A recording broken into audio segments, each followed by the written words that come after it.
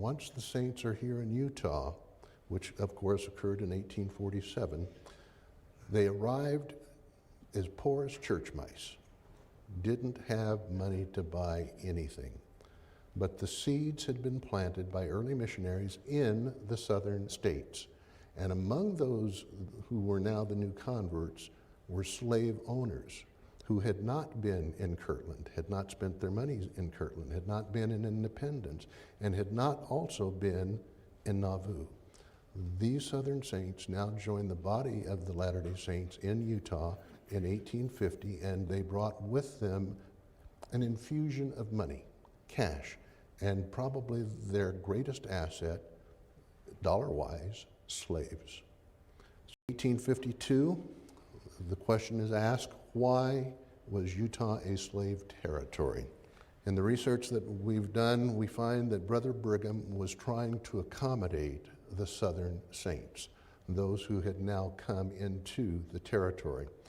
President Young visited the Utah Territorial Legislature in 1852 and gave a rather impassioned speech in which he spoke ill of the descendants of Ham. And as a result of his words, legislation was passed by that legislative body in 1852 authorizing the slavery of blacks in the territory of Utah.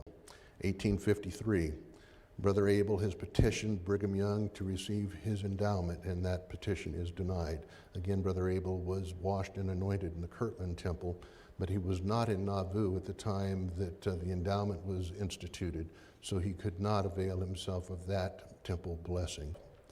Joseph F. Smith once more disputes claims that Abel had been dropped from the priesthood, and he further makes two new claims: that Abel's original ordination was done under the direction of Joseph Smith Jr., which goes along with what Sister Eunice Kinney stated, and that Abel was ordained a high priest after being made a 70. However, on 5 July 1934, Elijah Abel's grandson, Elijah Abel, a grandson of the first Elijah Abel, is ordained a priest. Again, I point to the date, 5 July 1934. Priesthood is yet being given to persons of black descent. And on 29 September 1935, the same grandson, Elijah Abel, is ordained an elder.